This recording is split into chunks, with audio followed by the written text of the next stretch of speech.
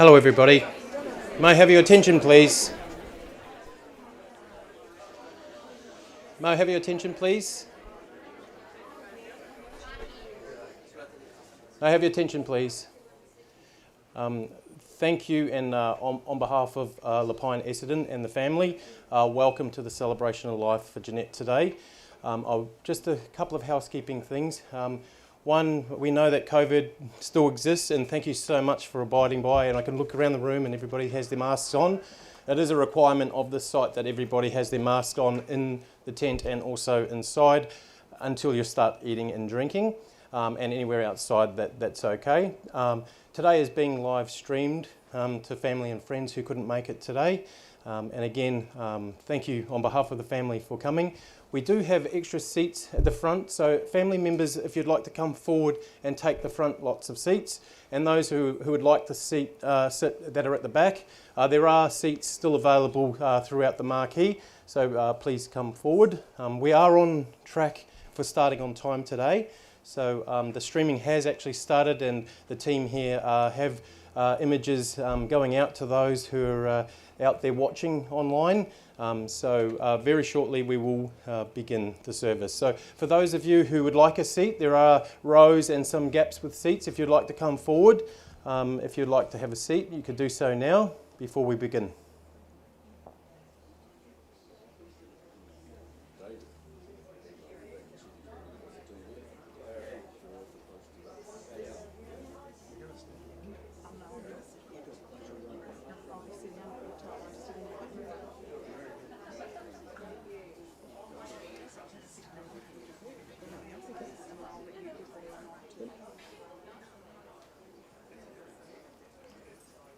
We have at least 6 seats at the front here, and we have at least 6 seats on the right. So if you'd like to come forward.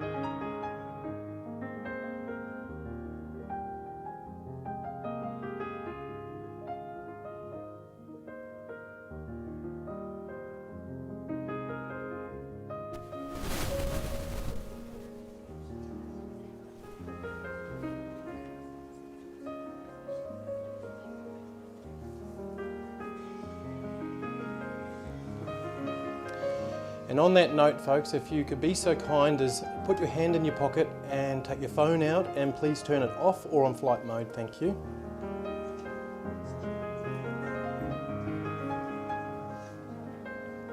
Thank you very much.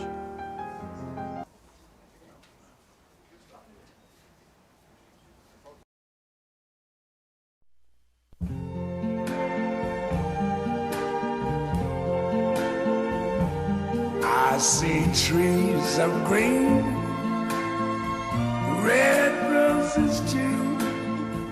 I see them bloom for me and you. And I think to myself, what a wonderful world.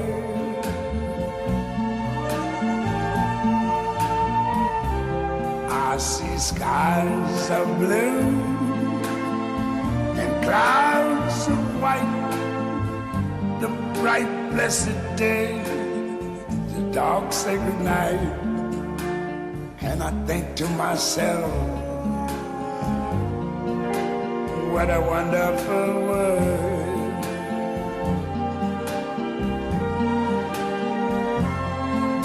The colors of the rainbow, so pretty in the sky, are also on the faces of people going by.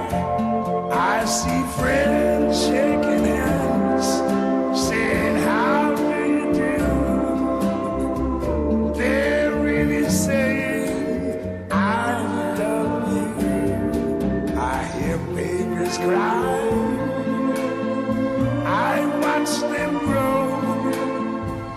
They'll learn much more than I never knew. And I think to myself, what a wonderful world.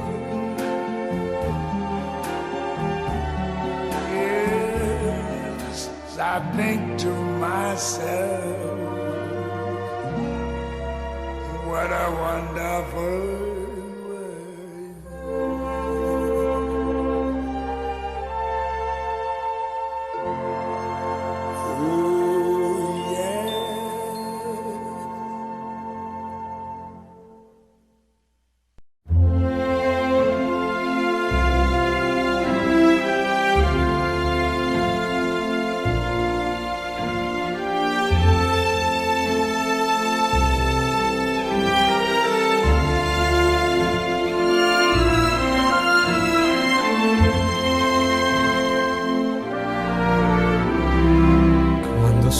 Solo sogni all'orizzonte, manca le parole.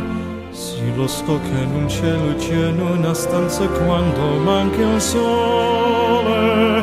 Se non ci sei, tu con me, sulle finestre, mostrai tutto il mio cuore che ha acceso, chiudi dentro me la luce che ho incontrato per strada. Time to say goodbye, paesi che non ho mai veduto, vissuto con te. Adesso io sì li vivrò con te, partirò su navi per mari che io lo so non esistono più.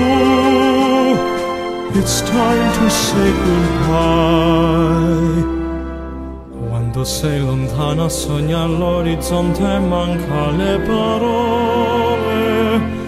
Io sì lo so che sei con me, tu mia luna, tu sei qui con me. Io sole, tu sei qui con me, con me, con me, con me. Time to say goodbye, paesi che non ho mai veduto, vissuto con te. Adesso io sì li vivrò con te, partirò su navi per amari che io lo so non esistono più.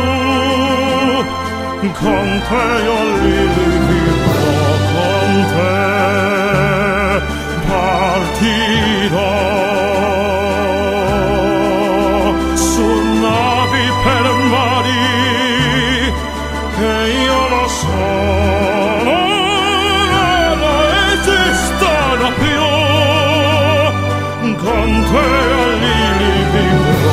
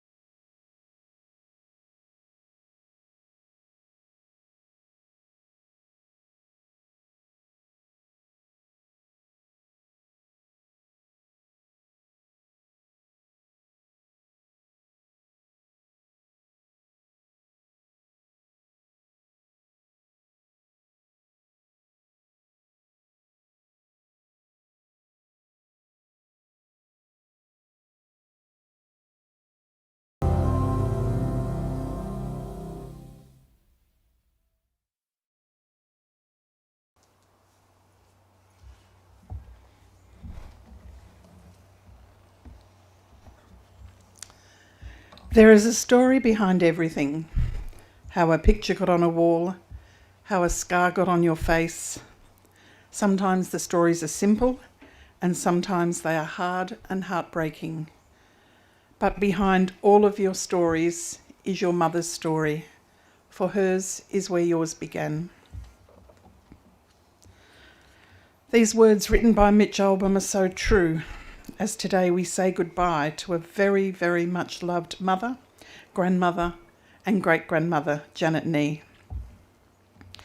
We've just seen one of two photographic tributes to be shown today which reflect, as I'm sure you'll agree, the wonderful life that Janet lived.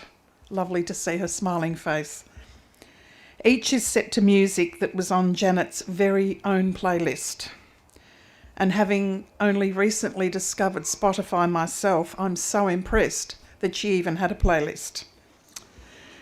It was important to Janet that today not be sad and mournful, but rather an occasion that is uplifting and celebratory.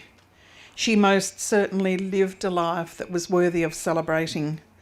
So we will focus on the love and joy that she brought to your lives and truly celebrate her life and love. And these smiley face badges you've all been given reflect Janet's wishes.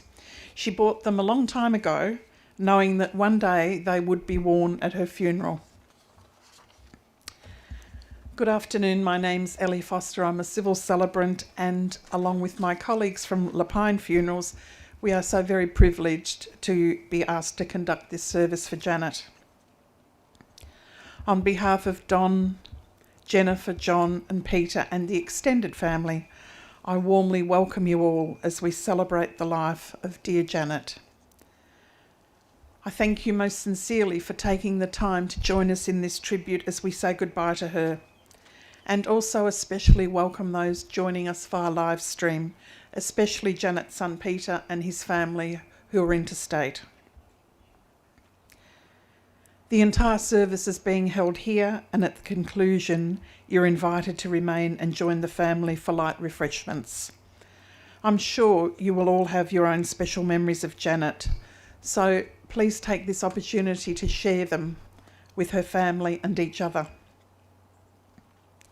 Tom asked that mobile phones be turned off. Can I also remind you, if you've not done so, to ensure that you sign the condolence book at the top of the room. So as we begin, I ask all of you to take a quiet moment to focus on a personal memory of yours, of Janet in your life, as I share the words of a life well lived. A life well lived is a precious gift of hope and strength and grace from someone who has made our world a brighter, better place. It's filled with moments, sweet and sad, with smiles and sometimes tears, with friendships formed and good times shared and laughter through the years. A life well lived is a legacy of joy and pride and pleasure, a living, lasting memory our grateful hearts will treasure. And Janet certainly lived her life well. All of you have been touched by her at some level. So today gives you the opportunity to stop and think about her and the impact that she has had not just on your lives, but of countless other lives. I'm left in no doubt that today we are saying farewell to an amazing woman who has been an absolute delight to all of you. A woman whose life story abounds with love, laughter, family and friends. Janet will be remembered in more ways than we can possibly put into words. Family was everything to her, the centre of her world. So when we think of her, we immediately think of Don and the very special love they shared. Married for 65 years, Don reflected on how well he was looked after by Janet. He acknowledged that he's been spoilt, right down to her polishing his shoes. Their love was perfectly summed up during the celebrations for their 60th wedding anniversary with the words, "Loved you then, love you still, always have, always will." Janet was a much-loved mother of John, Jennifer and Peter, fond mother-in-law of Karen, Richard and Anne, very proud and devoted grandmother of Chris, Kate, Matthew, Sarah, Tamsin, Megan, Benjamin, Bronwyn and their partners, and of course we can't forget her love for her 9 gorgeous great-grandchildren, Lydia, James, Amelia, Chase, Bianca, Caleb, Layla, Maddie and Zoe. She was never happier than when they were all together, no matter where it was. And I'm sure each of her family has their own unique memories of Janet. It will be these memories that will sustain them in time to come as they adjust to life without her. And I look forward to hearing some of their personal reflections and memories of Janet a little later in the service.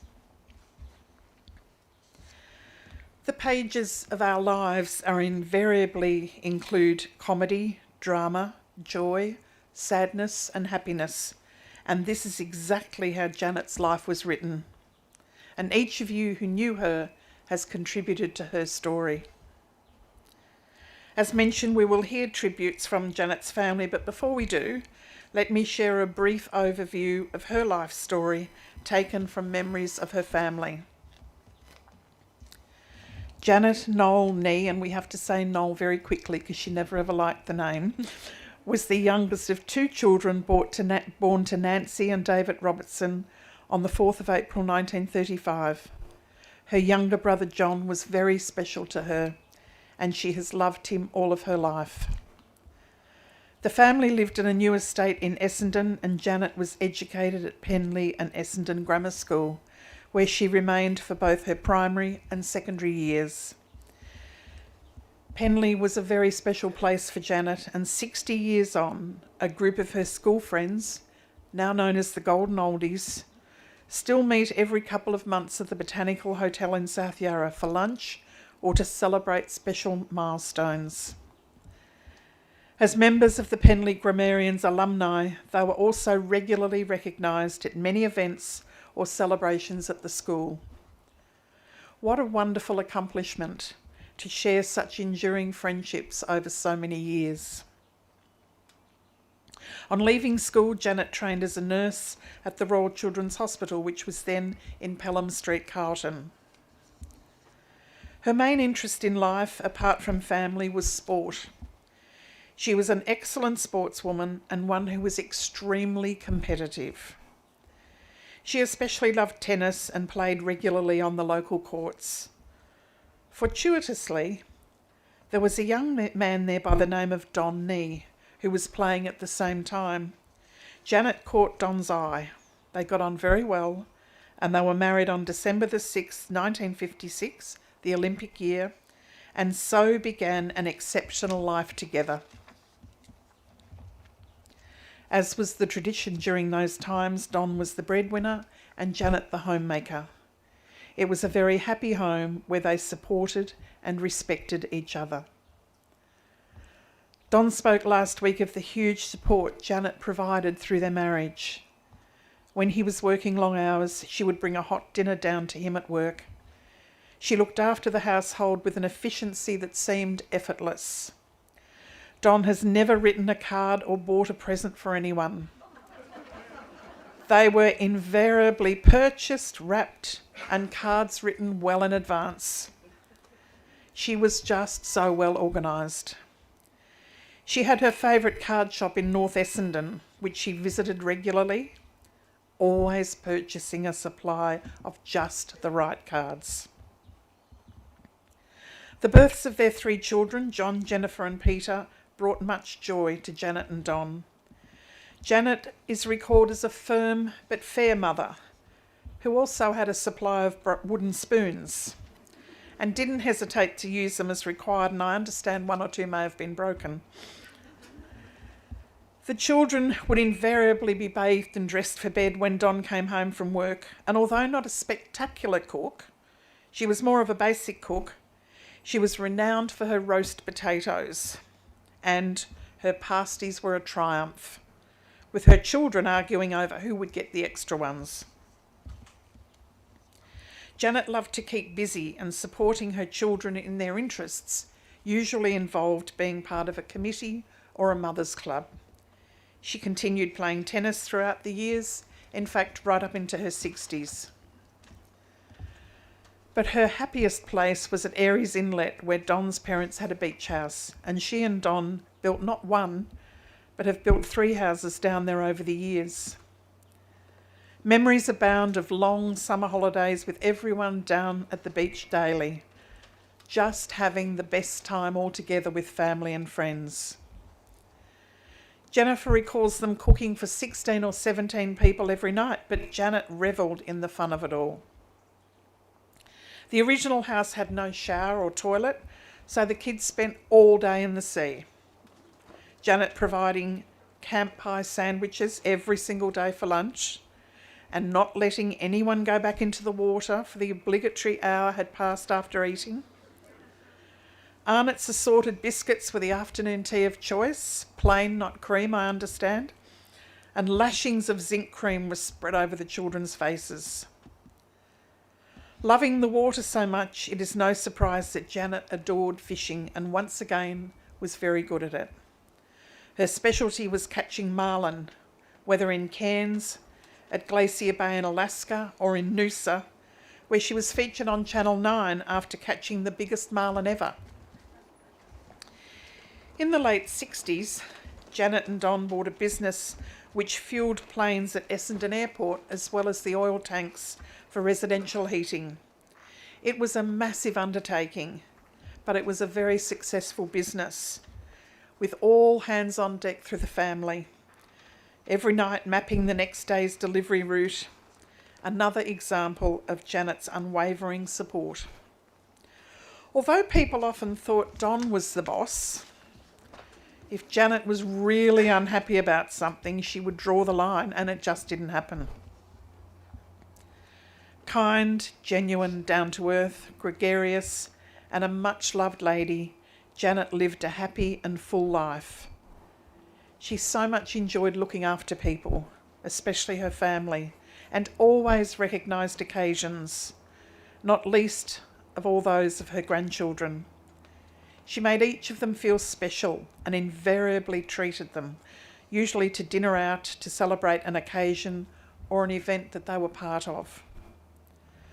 Moving to the retirement village in Keilor provided even more social opportunities for Janet. Bus trips, theatre nights, happy hours, dinners, and more people to befriend. She truly was the epitome of a people person.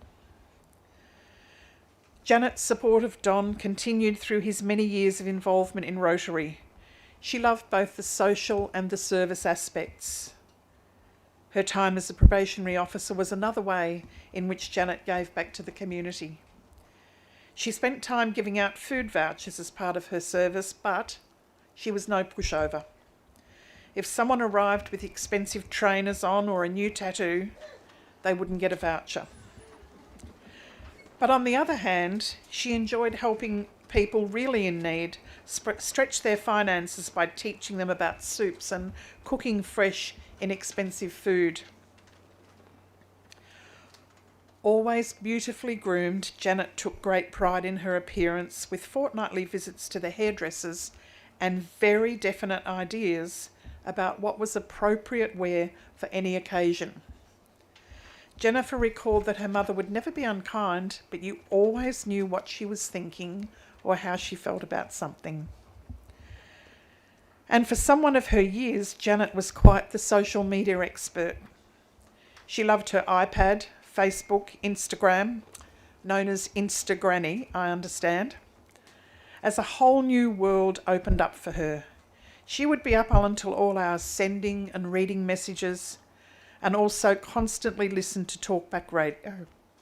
She was in tune with the world. Excuse me. Her interests were many and varied. She adored watching sport on television. Didn't matter what. She loved it all. But the Essendon Football Club was very special to her.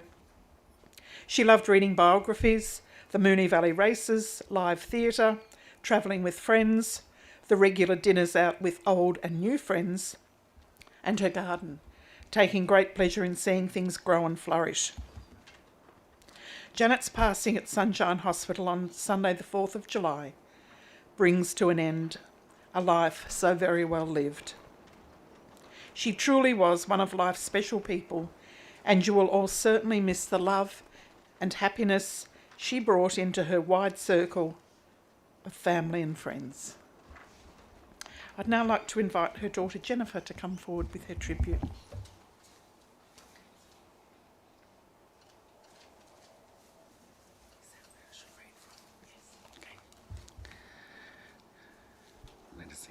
Thank you all for coming today, and I'm so pleased that we're all wearing lots of colour because Mum would have loved it. My name's Jennifer and I'm Janet's daughter, and we are here to celebrate the life of Janet. Mum told me repeatedly that she did not want pomp and ceremony, but to tell quaint little stories and she wanted everyone smiling today. So with that spirit in mind, along with our smiley badges, I will mostly do so.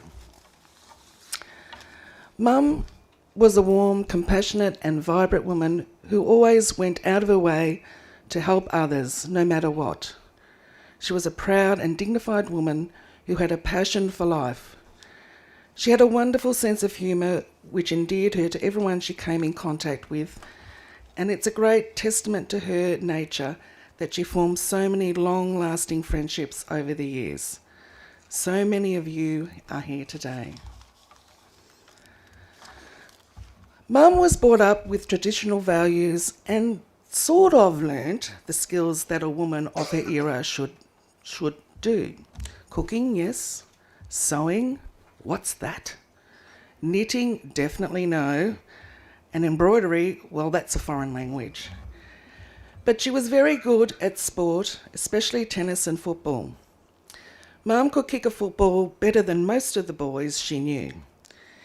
Hence, she had great delight in telling me in later years that her headmistress, Miss Jobson, called her into the school office and told her it really was not a very good idea to keep beating the boys.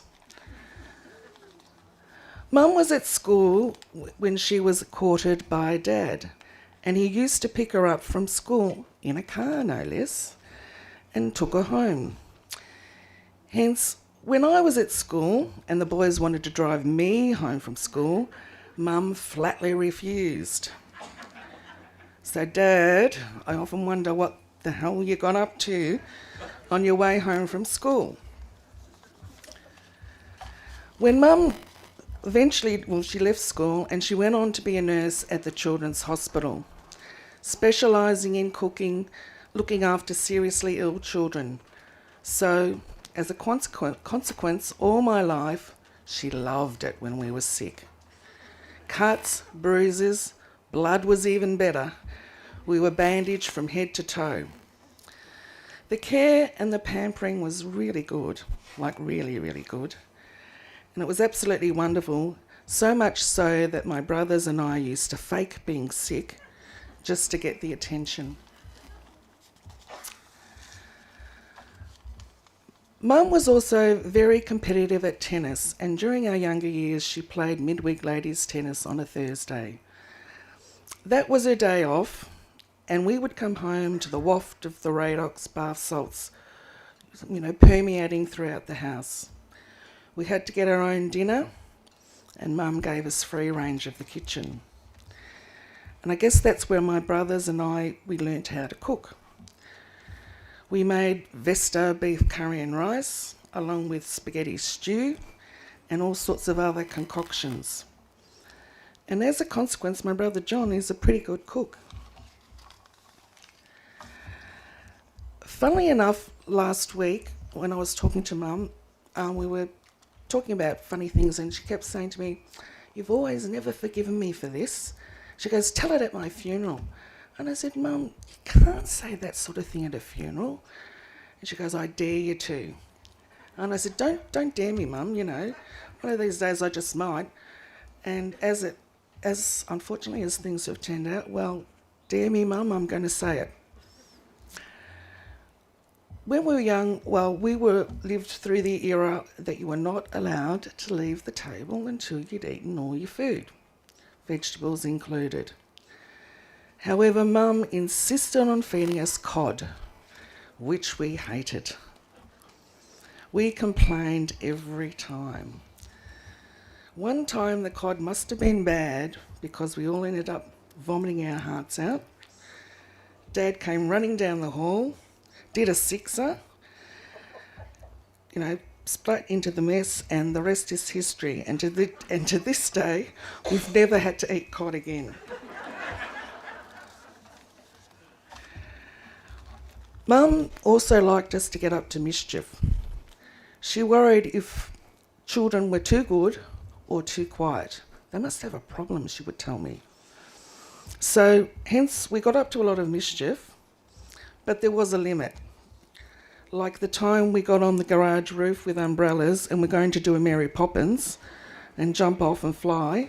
Fortunately, she caught us in time. Or when John and I were in our boat with friends on Port Phillip Bay, and the boat just happened to break down and we had to be rescued by the Coast Guard. She wasn't happy and we were sin-binned for that event.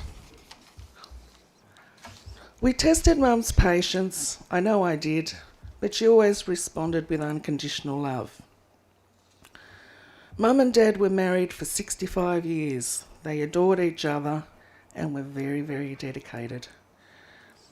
As an adult, she became my best friend, advisor and confidant.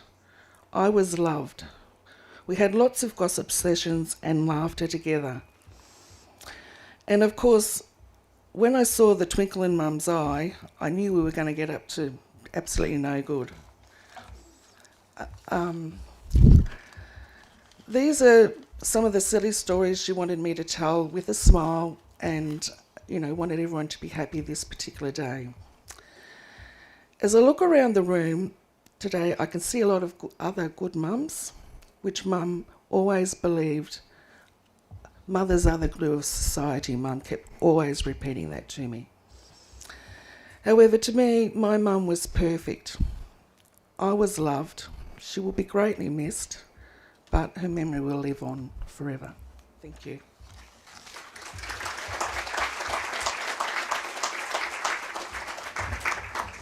That's lovely, Jennifer, thank you. And now I'd like to invite Sarah to come forward, Janet's granddaughter.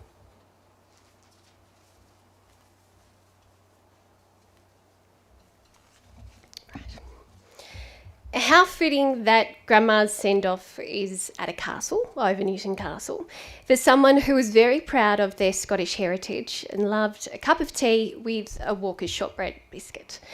Some of my earliest memories of Grandma is her talking to Mum in the kitchen. They're so close.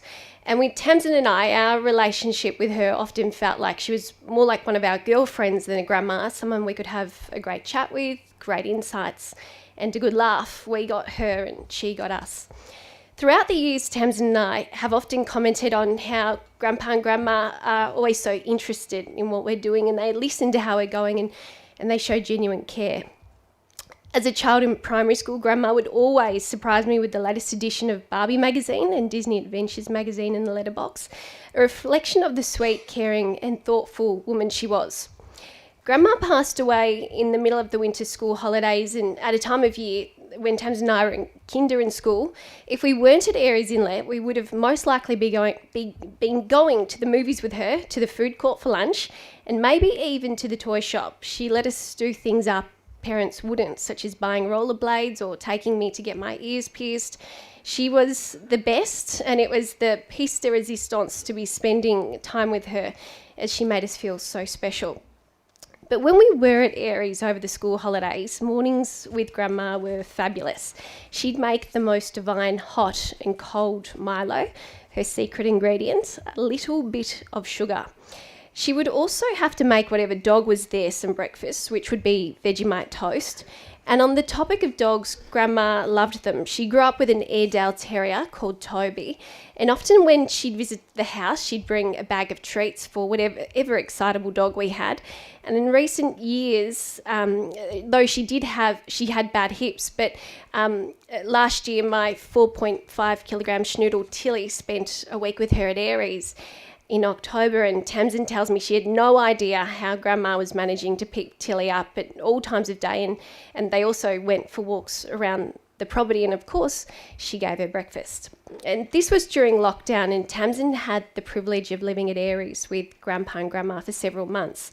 She got to bask in the comfort and love that they both bring, but also some funny moments, such as Grandma being so positive-minded and excited when her weekly iPad screen time report came up, commenting that she was rapt to have achieved 3 hours a day up on the week before, while most of us are probably trying to decrease it. She also loved playing cards, hiding chocolate snacks in drawers, and cooking HelloFresh meals. And if she'd like something, she'd say, "How about that?" or "Wacko." Grandma absolutely loved gardening, and when I saw her the week before her passing, she was excited to show me a tray of veggies that she was growing. And as a child, I remember jumping around her veggie garden. We'd pick radishes and eat slices of them with just a little bit of butter on top, which now looking back, that's quite odd, but they were delicious. And in recent times, she's passed on her love of veggie gardening to me. And a few months ago, we messaged over Facebook, of course, because she mastered that so well, where I asked her for some winter gardening advice, and she wrote back a very extensive message with her token array of loving emojis. Next thing, I'm at her house in May, going home with a big bag of Gardening Australia magazines, and fittingly it was a Fella Hamilton bag, which is one of her favourite clothing stores, and as you can all attest to, she was always beautifully dressed. On that note, as has been mentioned, her hair was also immaculate thanks to a big and regular part of her life going to the hairdressers, and further thanks to her much loved hairdresser Annette, who often shared the latest gossip from the happenings around Essendon as well as the latest trends. She also loved the royal family. Grandma was always up with it all. This stretched to celebrity gossip, where she found out a lot of it from Instagram, and she would leave me in fits of laughter with her commentary on some of the people that she followed. But at the same time, she was also able to show her kind and caring personality on social media, always making positive, sweet and kind comments to people, some she didn't even know, with an array of gorgeous emojis. A funny example comes to mind in August 2019 when she was 84 years old. Former Geelong player Jimmy Bartel split from his wife Nadia, and when I called Grandma, just saying to her, "Did you see Nadia Bartel?" she said straight away, "Yes, I know," and then proceeded to give her opinion on it all. She was always up with the latest happenings. Grandma was also across sport, especially her Bombers and cricket. She knew the players and what was going on, and in her later years, she was a shark on the croquet court. Another special connection we shared was that we attended the same school, but in a big point of difference, she was extremely sporty at Penley, and that's a claim that even former Premier Victoria and her old schoolmate Joan Kerner would remark on in years to come, that Grandma was a sporting champion, to which she responded with a very chuffed and modest expression. Grandma was also a savvy share investor, and many of her tips over the years have been winners, often drawing her insights from the newspaper combined with an innate sense for good companies. And for those wondering, her latest tips were Fortescue Metals and Antisense Therapeutics. Fittingly, both are in the green today. She adored Grandpa so much and was always making sure he was happy. We'd be told really cute points like, make sure you buy iceberg lettuce because your Grandpa won't eat anything else. And at Aries, she'd tell us, tidy up your clothes because Grandpa doesn't like it when it's messy. In a few months' time, we'll miss her crispy roast potatoes. At Christmas, we'll miss her crispy roast potatoes. She had the Midas touch with them. And her lighting the plum pudding, as you saw in many of the photos, that was her matriarchal responsibility. But most of all, we'll miss her warmth, her comforting, energetic interest, and her joie de vivre, where she would just have a big old laugh at things, which is reflective in many of the photos. She was also famous for her presents. She didn't skimp on quality and always made sure they were thoughtful, fun, and of the highest quality. Birthdays will also feel a little vacant, as Grandma was often the first to call and the first to send a wedding anniversary card. She was an extremely thoughtful woman. Although these times will be painful, whenever I was sad, Grandma would say, "Quit it up," or "Smile," in a very grounded and warm way, and that voice will be echoing in my head. Finally, if you get a chance in the coming days, take a look at her Instagram page, at Janet Nee, quite originally. Looking over her photos and videos, I've noticed that she was a consistently happy person who was regularly having fun, and so many of her comments and photos will bring a smile to your face. And so the good vibes of Janet Nee will live on. Thank you.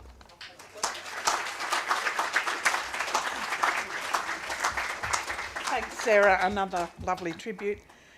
And finally, I'd like to invite Chris to come forward, Janet's grandson.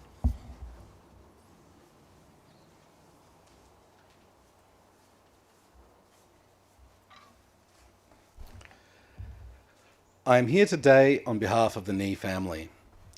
Some have recollections that they want to share about moments that stick out in their memories. First, her eldest son, John.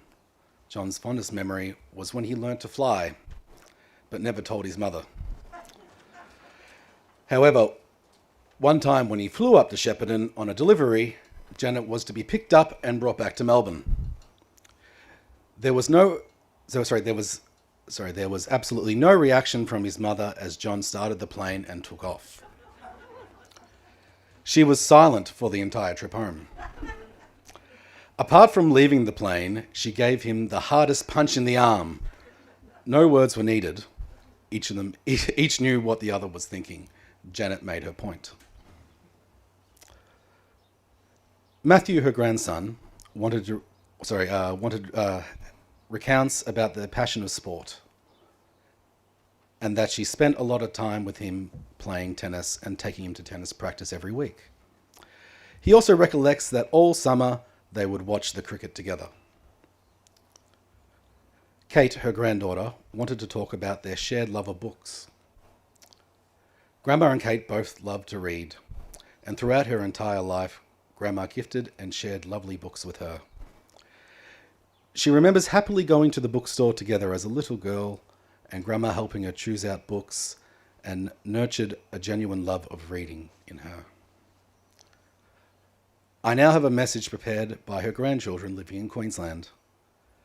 They send their thoughts of love and loss at this difficult time, and they send to their family their love and especially their loss and sympathy to their grandfather. They all had the privilege of growing up with Grandma. She instilled in them a love of knowledge, being outdoors, the beach, and the natural world. She was someone who had a positive influence of love in their lives.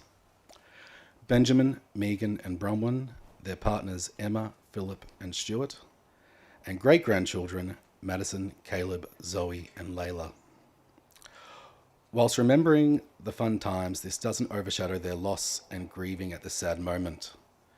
In particular, they remember the special memories that were made at Megan's wedding, dancing and taking photos on Grandma's iPad.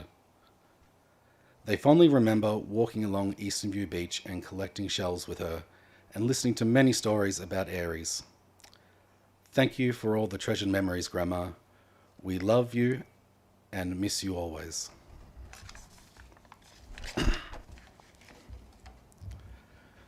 I would like to share my time with Grandma.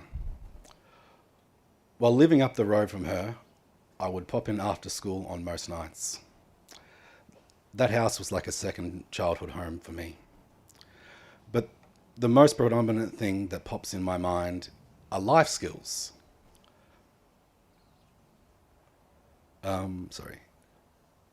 My whole life, every time I saw her, she had a new life skill for me. From gardening to fishing, she had a life skill for everything. Recently, I drove down to the shops with her and she turned around and said, "You're such a gentleman." It meant a lot to me for the fact that how to be a gentleman was one of her life skills. I hope everyone today can walk away with one story, because I truly believe that as long as we have that memory of someone, they will always be with us. And I would like to finish with a quote from Jane Austen. "You must learn some of my philosophy. Think only of the past, as its remembrance gives you pleasure." Thank you.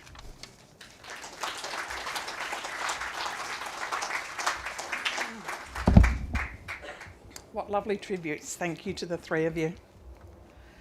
We're now going to have a short reflective time when you will see some further memories of Janet's life set to You Raise Me Up, sung by Josh Groban. The lovely thing about photos is that they are like our memories. We always have them to reflect on, and they help us relive our precious moments with our loved ones. You will each remember Janet in your own way as you think of the many experiences that you shared with her.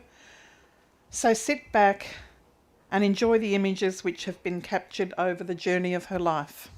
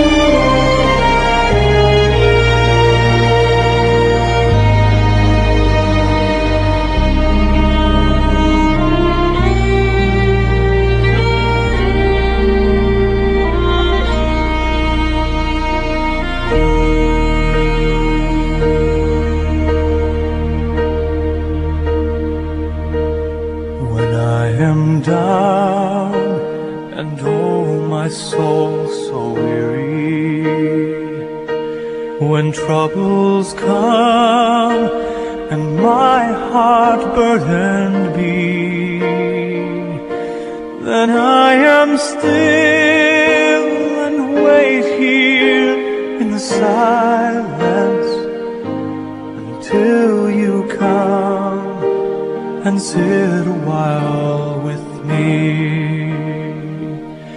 You raise me up so I can stand on mountains. You raise me up to walk on stormy seas. I am strong when I am on your shoulders. You raise me up to more than I can be.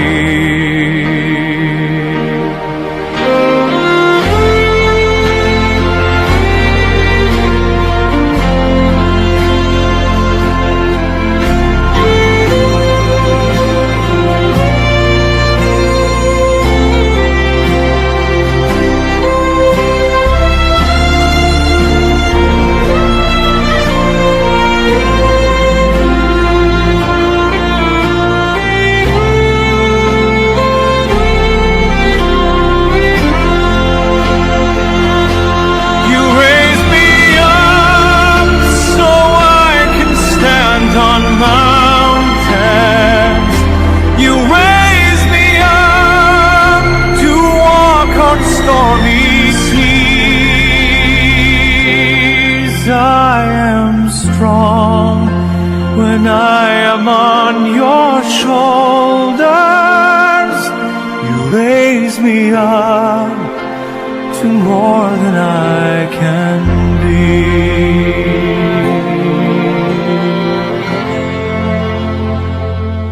You raise me up so I can stand on mountains.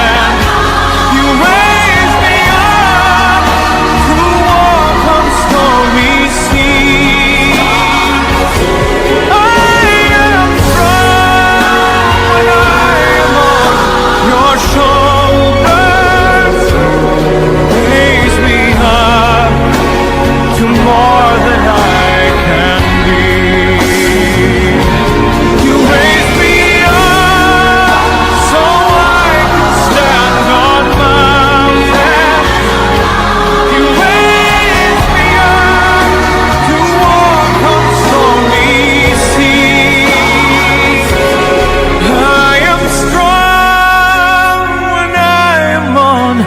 your shoulders, you raise me up to more than I can be.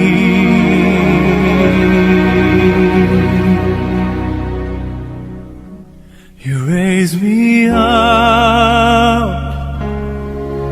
to more than I can be.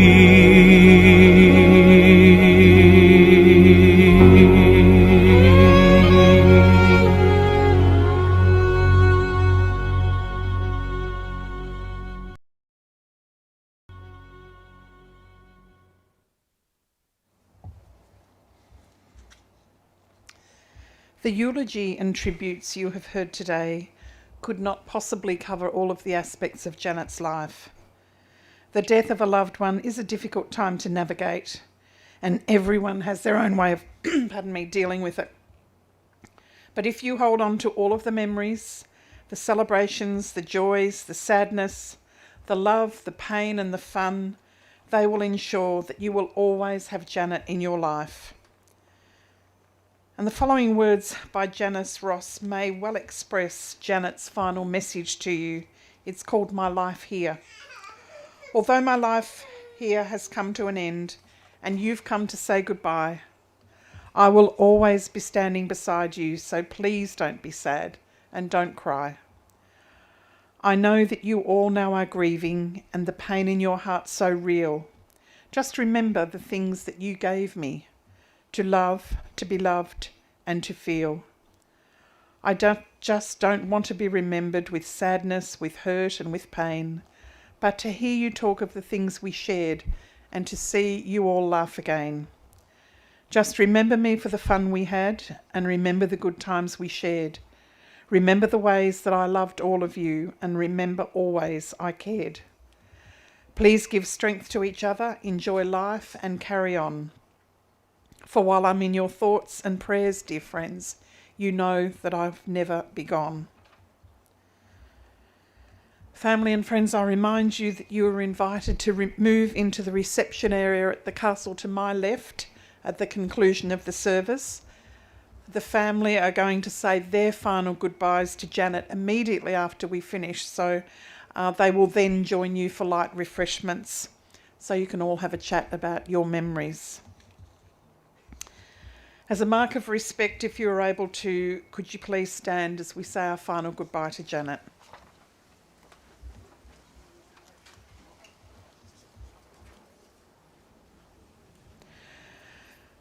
Sadly, there will be no more tomorrows, but together with Janet, you have created so many wonderful yesterdays. As the seasons of the year ebb and flow, you will remember Janet. When you notice things she liked and loved, you will remember her. When you see in others glimpses of her ways, you will remember her. When you see in yourselves things that she would value, you will remember her. So long as you live, Janet will live. She is just a thought away, just as you remember her. And those of you who would care to, please join me in the words of the Lord's Prayer. Our Father, who art in heaven, hallowed be thy name. Thy kingdom come, thy will be done on earth as it is in heaven. Give us this day our daily bread, and forgive us our trespasses, as we forgive those who trespass against us. And lead us not into temptation, but deliver us from evil. For thine is the kingdom, the power and the glory, forever and ever. Amen.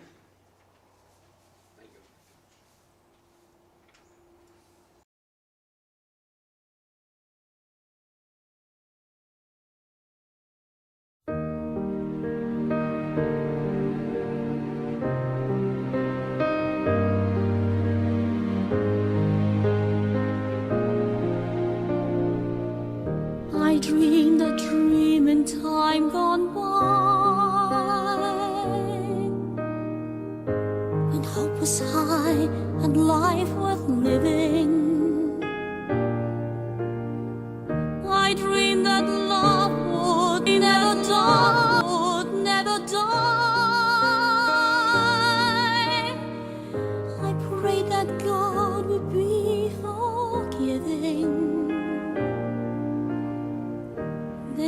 was young and unafraid, when dreams were made and used and wasted, there was no ransom to be paid, no song unsung, no wine untasted. But the tigers come at night, with their voices soft as thunder, as they tear your hopes apart, and they turn your dream to shame.